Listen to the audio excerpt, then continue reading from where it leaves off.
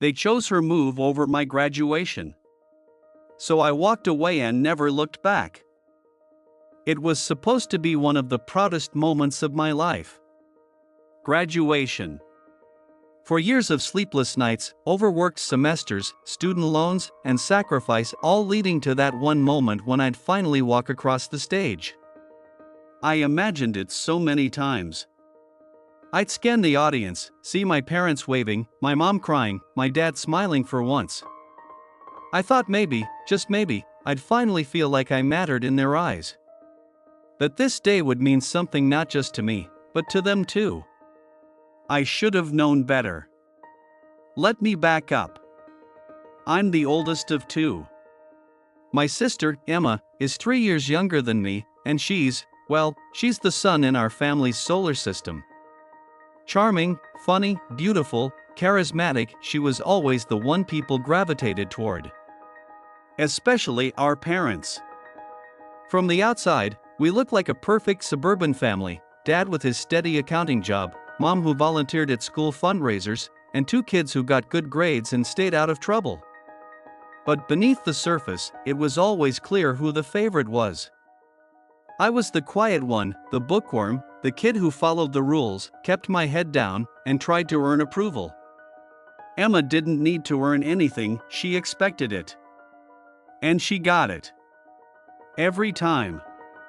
If she crashed the car, my dad would say, "It's just a car, thank God she's okay." When I forgot to take the trash out?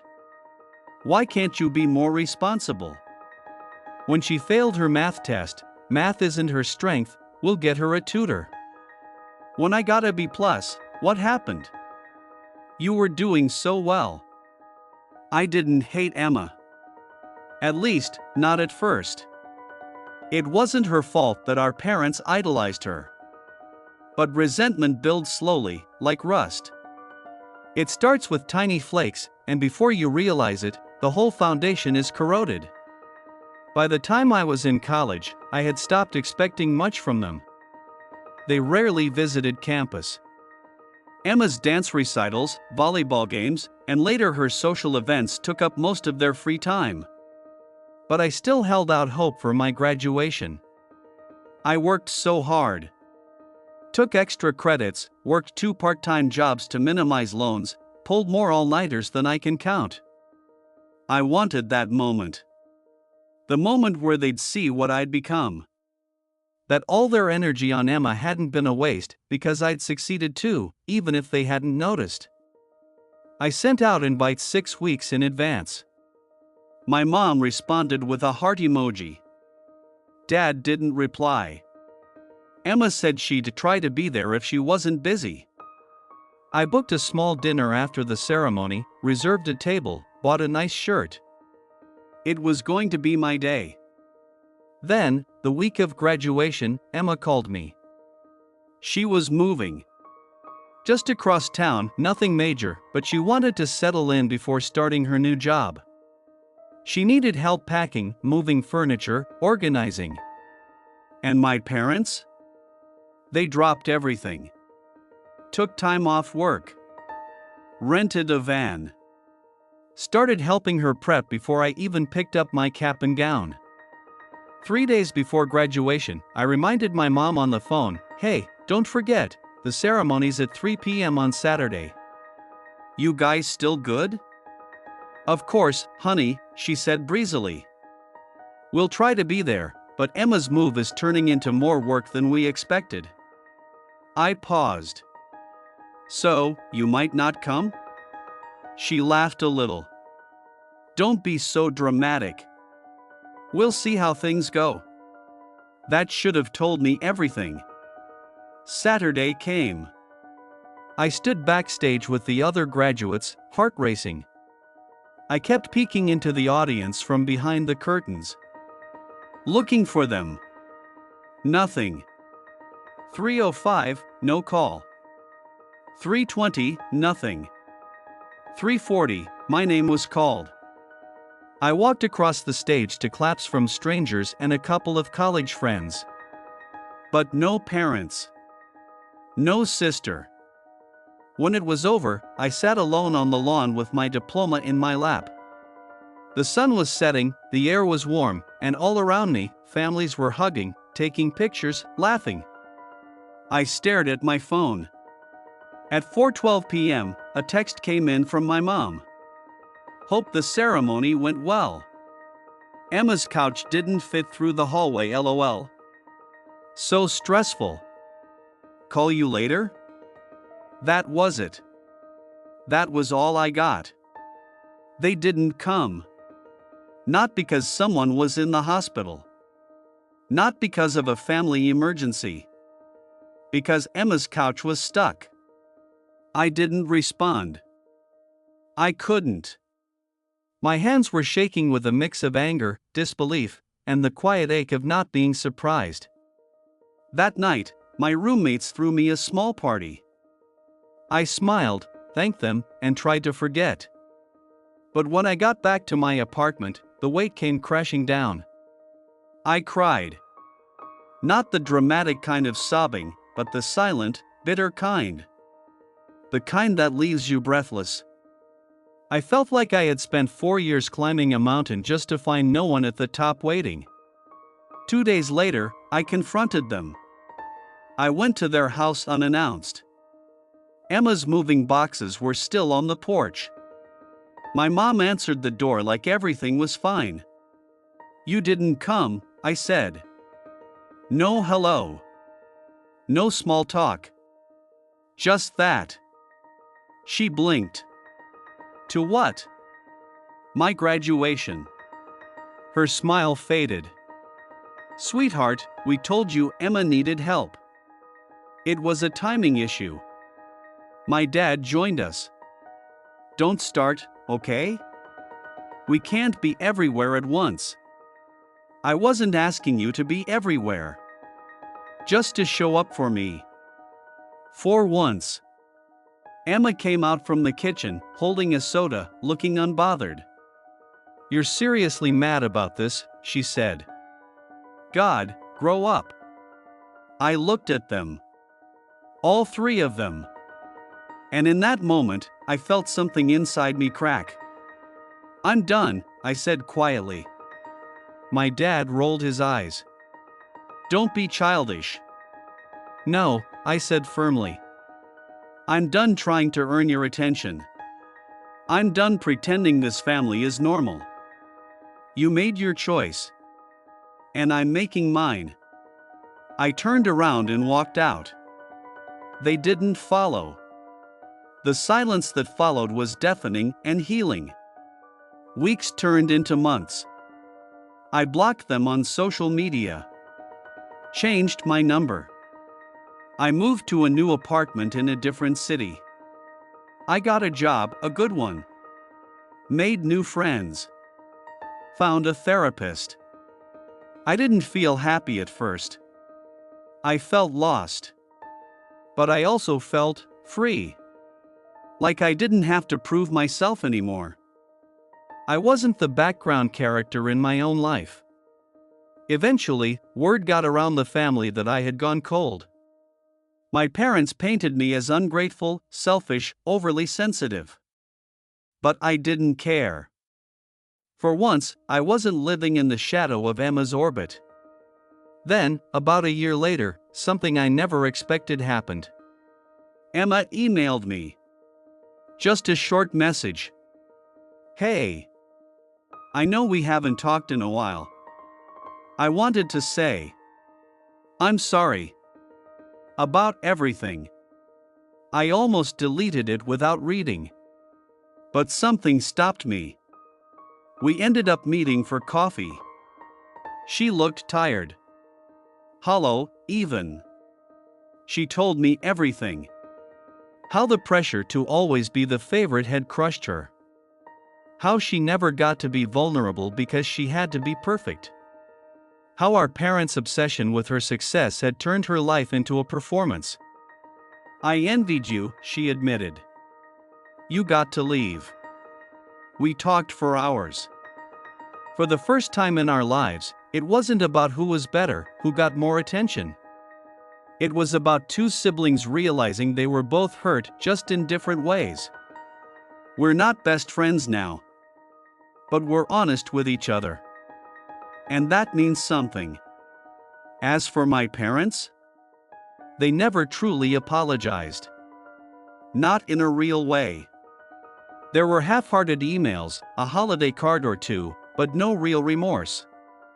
Just confusion that I wouldn't come home for Thanksgiving, wouldn't answer calls, wouldn't play along. And that's fine. Because I've learned something important. Sometimes the people who should love you the most are the ones who hurt you the deepest. And sometimes, the bravest thing you can do is walk away, not out of hate, but out of love for yourself. My graduation wasn't the day I thought it would be. But it became something more. It became the day I finally chose me. It took longer than I thought to unlearn the damage. Growing up in a family where you're always the afterthought teaches you some warped things, that love must be earned, that being good means being invisible, that silence is safer than confrontation. Even after walking away, I carried those beliefs with me. Into work. Into friendships. Even into dating. I remember starting my first real job after college, marketing assistant at a mid-size firm. I should have felt proud, maybe even excited. But all I could think about was, would my parents have come to the office party if I got promoted? The answer haunted me more than I liked to admit. I became a people pleaser. Stayed late to help coworkers even when I was exhausted. Agreed with my boss on everything. Always trying to be useful. Desperate for validation I never got at home. But something shifted after reconnecting with Emma. Our first coffee led to a few cautious texts. Then a dinner.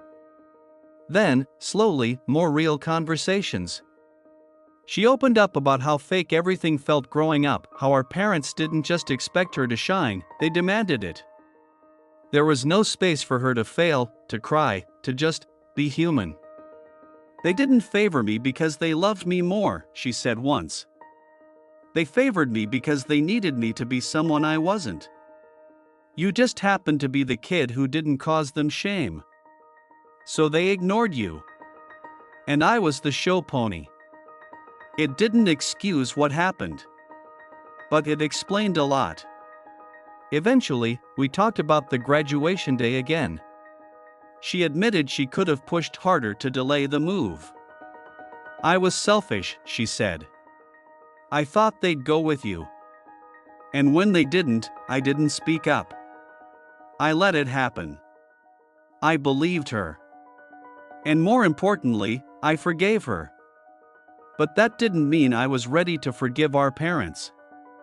They were still reaching out occasionally, birthdays, holidays, sometimes through extended relatives.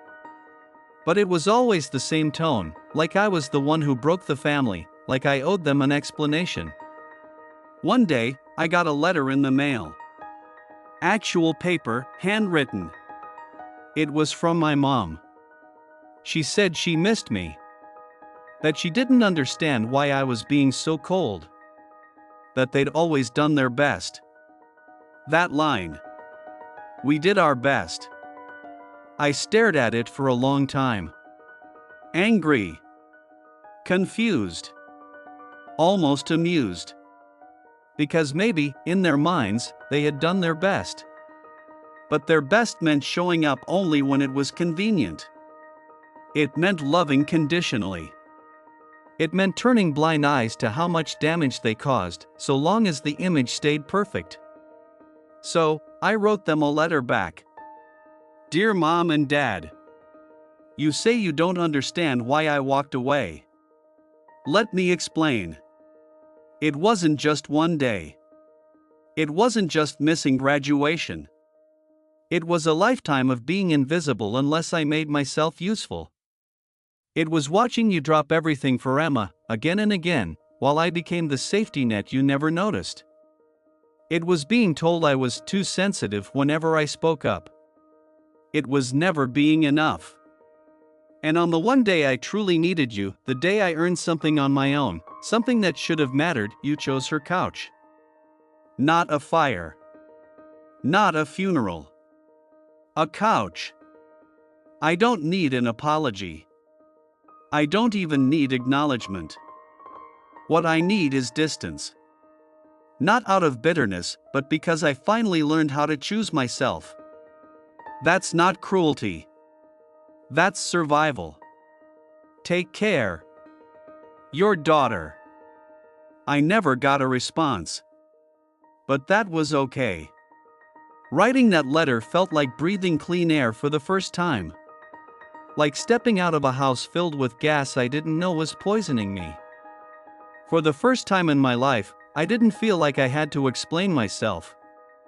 And with that clarity came something else, peace. I started living for me. I traveled. I started therapy regularly. I began writing short essays, stories. One of them even got published in a small magazine. It was titled, "The Day My Family Forgot Me, I Remembered Myself." That piece went viral, at least within the niche online communities that discuss toxic families, golden child dynamics, and breaking cycles. I received hundreds of messages from strangers saying, "Your story is mine." That's when I realized how many people grow up feeling second place in their own homes. How many carry wounds they're told to ignore. And how many are told that cutting contact makes them the villain?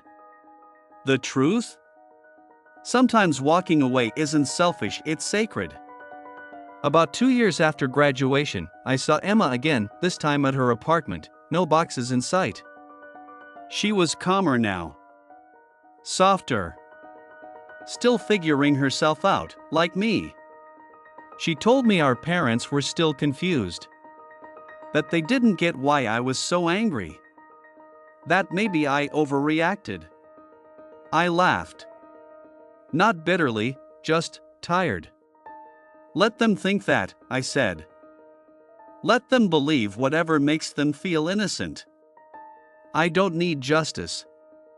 I just need space. Emma nodded. You know, they miss you. But they still talk about you like a problem to solve. I shrugged. Let them. There was a time that would have shattered me. Now. It felt like freedom. One day, Emma showed me something she found in my parents' storage boxes. A photo from my graduation, the one I had taken, alone, outside the campus lawn. I'd forgotten about it. She said my mom had saved it in a folder labeled Life Events, Missed. I don't know what that meant. Regret? Guilt? Just another file in a cabinet of things they didn't know how to process? I didn't ask. I didn't want to. Because I'm done trying to make sense of people who refuse to make sense of me. Now, years later, I look back on that day, my graduation, not with pain, but with clarity. It was the end of one life. And the beginning of another.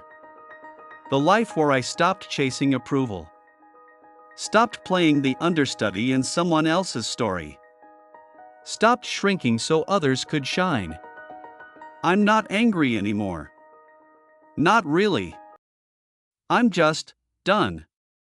And sometimes, that's the most powerful thing you can be.